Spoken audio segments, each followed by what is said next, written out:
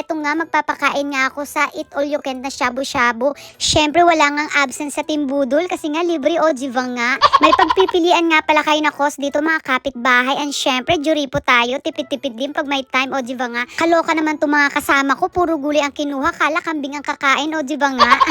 3,500 yen nga yung kinuha ko na cost mga kapitbahay.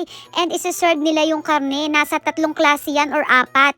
Pipili kayo dyan kung alin yung masarap and pwede yun ang ulit-ulitin yung i-request sa kanila. And yung drinks nga pala, ibang bayad mga kapitbahay, pwede kayo mag-addition na lang nasa 500 yen lang. Kung yayamanin naman kayo, pwede nyo piliin yung mamahali na cost. And syempre marami kayong mas pagpipilian na karne doon. Lugi nga sa batuta, itong Eat All You Can na ito. Grabe, nakarami siya ng karne talaga, promise. Hindi niya tinantana ng bongga. I-search nyo sa Google ang Nabi sa mga kapitbahay. Famous din to, halos nakasabay namin dito mga foreigner. Sa sobrang sulit nga mga kapitbahay, ang batuta na tulala sa sobrang daming kinain o diba nga. Ayan nga, wala sa tribo namin. First time